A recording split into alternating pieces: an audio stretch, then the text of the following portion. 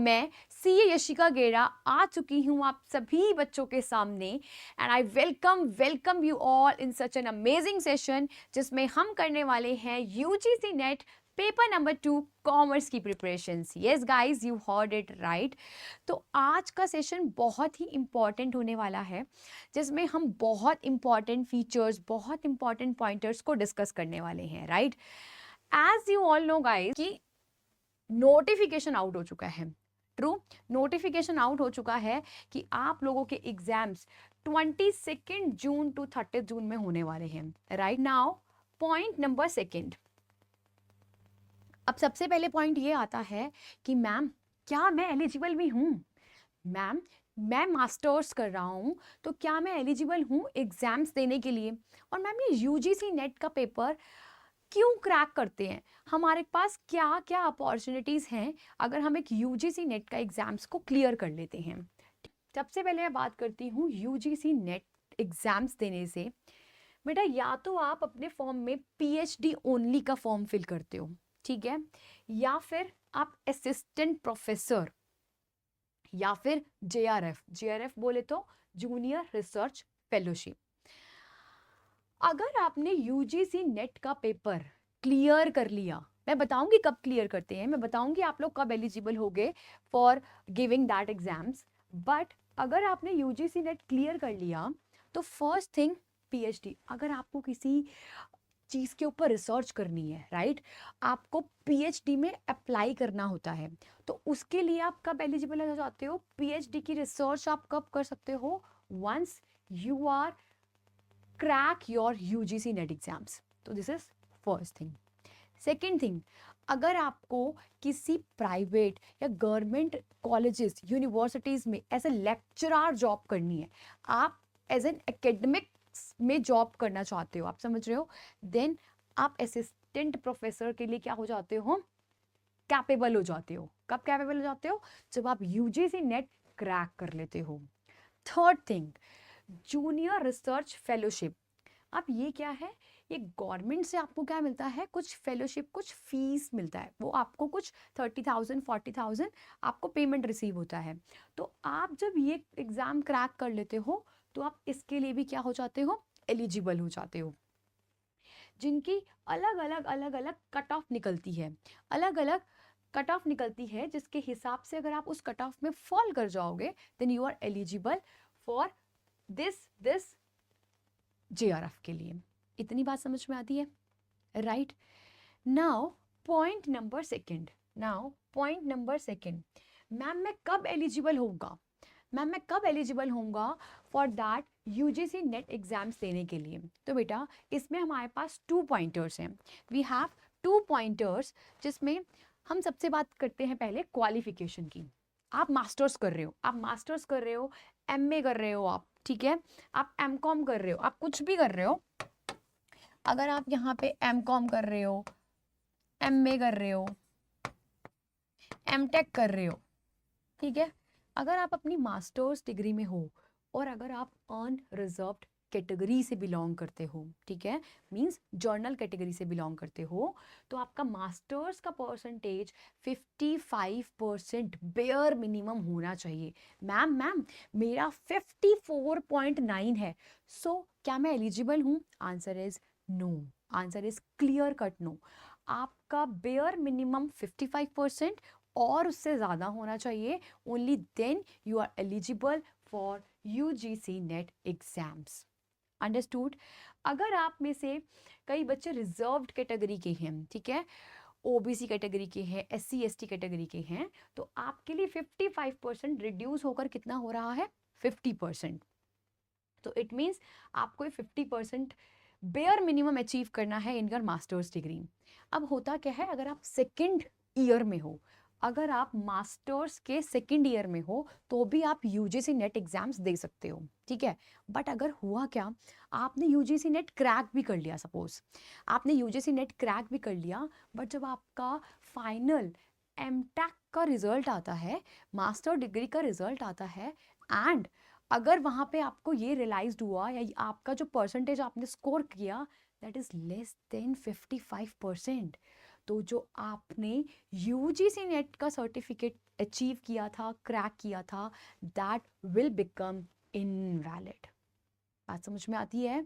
That will become invalid because this is the foremost requirement कि आपका masters में unreserved category में percentage होना चाहिए bear minimum 55% and in the reserve category it will become 50%. Okay, now point number second, that is age limit. अब ma'am as भी limit होगी ना कुछ। मैम अगर आज मैं 23 का हूँ, 24 का हूँ, क्या मैं कैपेबल हूँ?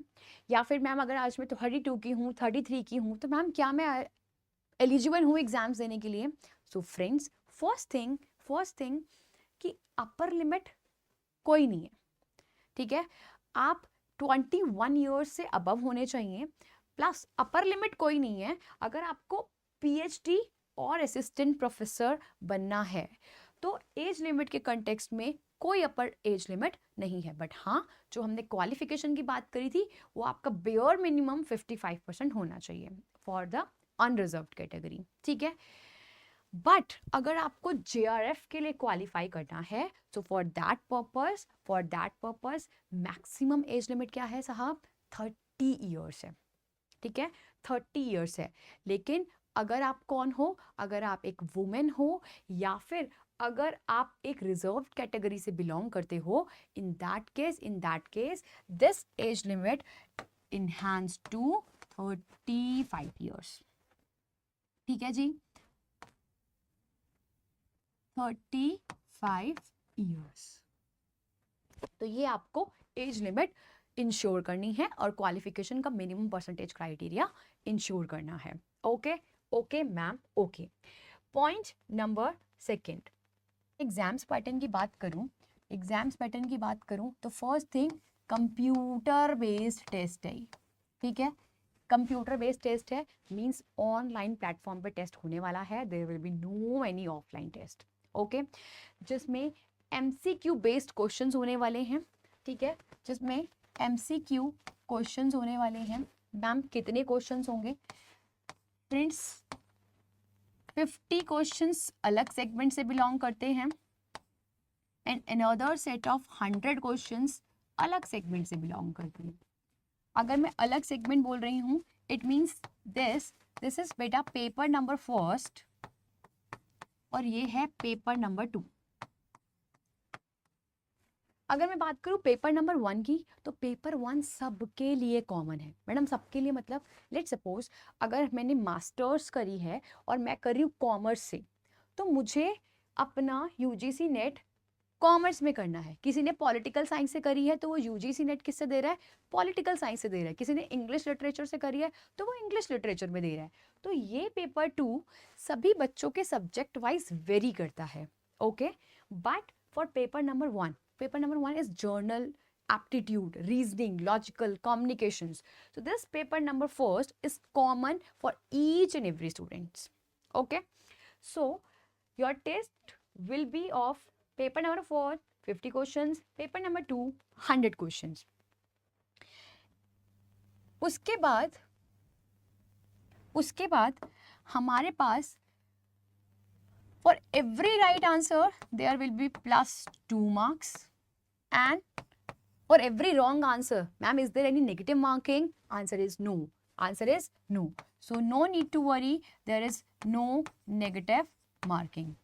So there will be no negative marking. So ये आपके पास कितने मार्क्स हो गए? 100 marks and there will be a 200 marks, okay? So 50 into 2 100 marks and 100 into 2 there will be 200 marks. It means total marks आपका कितना हो गया? Total marks will be, तो आपका total 300 marks का ये पेपर होने वाला है। Understood? Everybody in the session. Friends, अगर आपको कुछ डाउट आ रहा है, कुछ पॉइंटर्स में कंफ्यूजन हो रही है, do let me know in the comment box, will give you revert for sure, आपकी हम हेल्प फॉर श्योर करेंगे। So don't be confuse.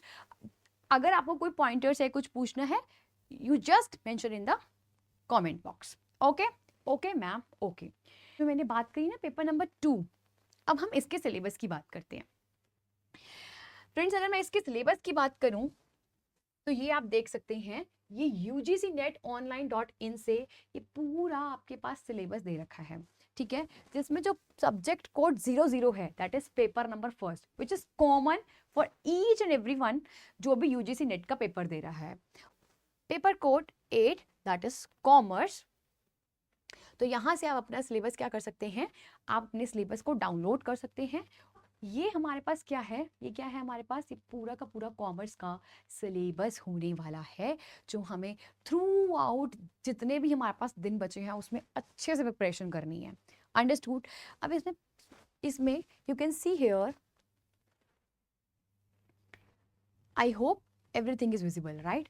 So friends, you can see here कि यहाँ पर हमारे पास business environment and international business, accounting and auditing means ये जो आपके पास 10 यूनिट्स दे रखे हैं ना, इसमें उसने कॉमर्स का पूरा, मैं बोलती हूँ, निचोड़ निकाल के दे दिया, ठीक है। वो आपसे सब कुछ पूछ रहा है, वो आपसे सब कुछ पूछ रहा है, फ्लेवर्स में पूछ रहा है। आप समझ रहे हो, आप समझ रहे हो? तो बिजनेस इन्वायरमेंट, इंटरनेशनल बिजनेस, किस तरीके से बिजनेस इन्वायरमेंट वर्क करता है, अकाउंटिंग किस तरीके से होती है पार्टनरशिप अकाउंट्स में, और इसमें हमारे पास कंपनीज अकाउंट्स, मल्टीपल अकाउंटिंग्स की टर्म्स पूछ रहा है, राइट। ऑडिटिंग, बिजनेस इकोनॉमी कैसे वर्क करती है, बिजनेस फाइनेंस किस तरीके से, अगर आप एक धंधा खोलते हो, अगर आप एक बिजनेस ऑपरेट करते हो तो किस तरीके से उसमें आप पैसा इन्वेस्ट कर सकते हो। स्टैटिस्टिक्स पूछ रहा है बिजनेस के, बिजनेस मैनेजमेंट कि आपने कितना आपने इन्वेस्ट करा तो कितना आपको रिटर्न मिल रहा है, समझ रहे हो। Banking and financial institution, marketing management, सबसे important point for running a business कि मार्केटिंग स्ट्रैटेजीज कौन सी अप्लाई करें जिससे कि मेरा बिजनेस पीक पे पहुंच जाए। नेक्स्ट थिंग, लीगल एस्पेक्ट्स, अगर हमने एक बिजनेस खोला है तो कौन कौन से लॉज मेरे बिजनेस पे एप्लीकेबल होते हैं। इनकम टैक्स तो ऑल टुगेदर अलग है जो हमें यूनिट 10 में दे रखा है, बट यहाँ पर मेरा कंपनी लॉ क्या बोलता है, मेरा नेगोशिएबल इंस्ट्रूमेंट एक्ट क्या बोलता है, मेरा कॉन्ट्रैक्ट एक्ट क्या बोलता है, इसका डिटेल में आपको डिस्कशन दे रखा है। Then income tax and the corporate tax planning. So you can see here जहां पर हमारे पास business environment and international business की चीजें दे रखी हैं। इकोनॉमिक पॉलिसी क्या है, fiscal policy, monetary policy, international business, globalisation, ये सब आपको डीप में इंफॉर्मेशन लेना पड़ेगा, समझ रहे हो, डीप में हमें पढ़ना पड़ेगा। Theories of international trade, government interventions, so these are the different topics. FDI क्या है, BO बैलेंस ऑफ पेमेंट्स क्या होते हैं, world trade organisation, so these are all about business environment.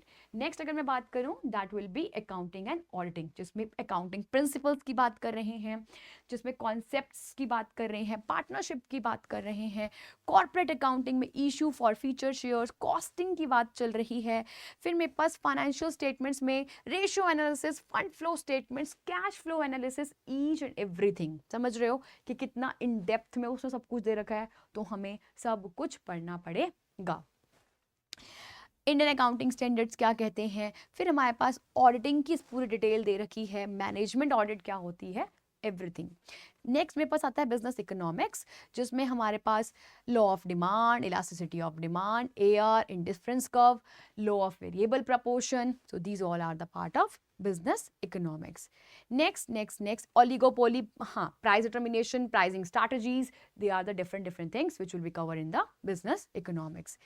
Then there will be a business finance, जिसमें हम बता चुके हैं कि कैपिटल बजटिंग डिसीजन कैसे लेने हैं, भैया कितना आपका बजट है, अपने बिजनेस को किस तरीके से आप रन कर रहे हो, आप कितना पैसा डालोगे, कितना रेट ऑफ रिटर्न आपको मिलेगा, अंडरस्टूड, ठीक है। रिस्क फैक्टर कौन कौन से रहने वाले हैं, तो ये सब बातें डिस्कस करी जाएंगी। बिजनेस स्टैटिस्टिक्स रिसर्च मेथड में सेंट्रल टेंडेंसी क्या है, डिस्पर्जन क्या है, कोरिलेशन, रिग्रेशन, ये सब हमारा कैलकुलेटिव पार्ट होने वाला है। Okay.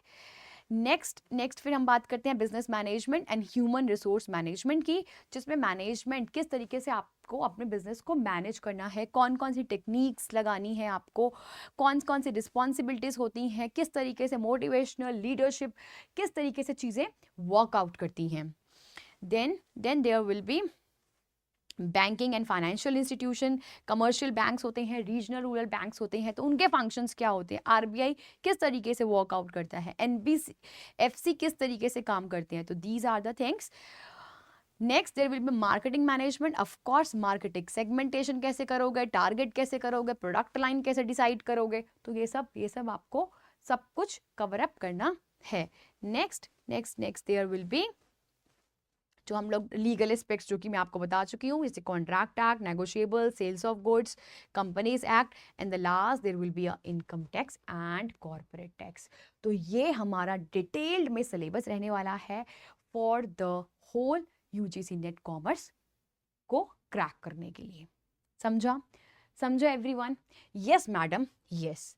Now next point friends, you can see here friends, अगर मैं दिसंबर 25 का आपको कट ऑफ दिखाऊं तो you can see here, commerce में बात करूं तो 218, समझ रहे हो, जेआरएफ का कट ऑफ गया था 218 मार्क्स.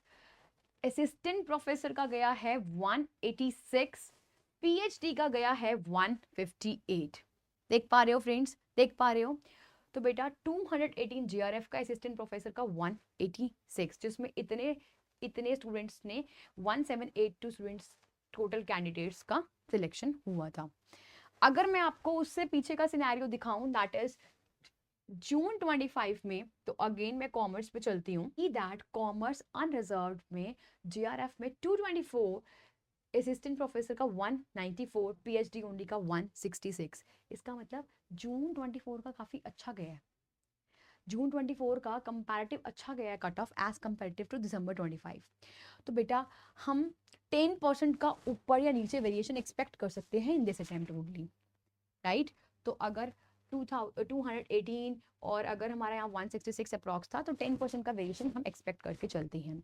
इट मीन्स दैट आपको प्रिपरेशन तो बहुत अच्छे से करनी है, कॉन्सेप्चुअल क्लैरिटीज पे ध्यान रखना है, प्लस प्लस प्लस आपको कैलकुलेटिव जो कि आपके सॉल्व करने वाले क्वेश्चंस हैं उनको बहुत ध्यान से करना है. कई बार क्या होता है, आप ऑप्शन आपने गलत कैलकुलेशन मिस्टेक कर दी, ऑल्दो वो मैच कर रहा है एमसीक्यू से, बट आपको बहुत ही ध्यान से चीज़ों को सॉल्व करना है.